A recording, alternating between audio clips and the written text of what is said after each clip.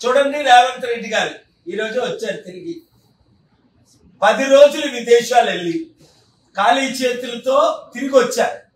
ఏ కంపెనీలైనా అమెజాన్ కానీ మైక్రోసాఫ్ట్ కానీ 100 ఐటీ కంపెనీలు కానీ రియల్ ఎస్టేట్ కంపెనీలు కానీ ప్రపంచంలో అమెరికాలో ఇన్ని కంపెనీలు ఉన్నాయి. ఆయన తిరిగి వచ్చారు కానీ ఏమైనా ఇన్వెస్ట్మెంట్స్ వచ్చాయా అంటే లేదు. ఆంధ్రప్రదేశ్ సర్వనాశనం అవుతుంది కనుక రక్షించడానికి, అప్పులు తీర్చడానికి, లక్షల ఉద్యోగాలు తీసుకురావడానికి, వారిచ్చిన గ్యారంటీలు నెరవేర్చడానికి చంద్రబాబు నాయుడు గారిని నేను ఇమీడియట్ గా కలవడానికి సిద్ధంగా ఉన్నాను. నా మిత్రులు అయినప్పటికీ అవినీతిని నేను ఎప్పుడు ఎక్స్పోజ్ చేశాను. పొలిటికల్ గా ఇప్పుడు నేను ఆయన కలవట్లేదు. ఓన్లీ గ్లోబల్ పీస్ సమిట్ కి ఇన్వైట్ చేయడానికి.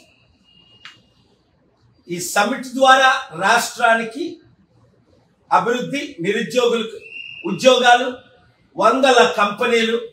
అలాగే నిన్న ఏపీ హైకోర్టు చీఫ్ జస్టిస్ ముందు నేను మెన్షనింగ్ చేసి అయ్యా మాకు స్పెషల్ స్టేటస్ ఇస్తానని అప్పుడు మన్మోహన్ సింగ్ గారు అన్నారు, సోనియా గాంధీ గారు అన్నారు 10 సంవత్సరాల క్రిందట బైఫర్కేషన్ చేసినప్పుడు. అప్పుడు home minister, finance minister former Chidambaram garu అన్నారు. నరేంద్ర మోదీ గారు కూడా 10 సంవత్సరాల క్రిందట వాగ్దానం ఇచ్చారు.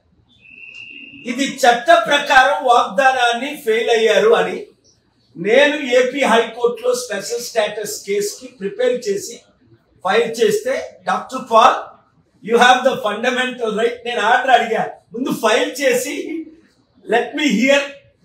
లేదు సార్ మీ కోర్టు టైం వేస్ట్ చేయరు అంటే, honourable chief justice no you have the fundamental right. నిన్న ఉదయం 10:30కి కనుక స్పెషల్ స్టేటస్ వస్తే ట్యాక్స్ ఫ్రీ ఇన్కమ్స్ ఇంకా ఎక్కువ వస్తాయి. కనుక దయచేసి మీడియా మిత్రులు, నాకు రాజకీయంగా మీరు మద్దతు ఇవ్వలే, ఎప్పుడూ ఇవ్వలే. 2009లో కంటెస్ట్ చేద్దాం అనుకున్నా ఇవ్వలే. 2014లో చంద్రబాబు నాయుడు గారికి, మోదీ గారికి సపోర్ట్ చేసినప్పుడు మీరు బాగా మద్దతు ఇచ్చారు. 2019లో ఇవ్వలే, ఇప్పుడు ఇవ్వలే. మరి ఎందుకో నన్ను ప్రేమించి మీరు నాకు రాజకీయంగా మద్దతు ఇవ్వట్లేదో, నేను రాజకీయంగా రాకూడదని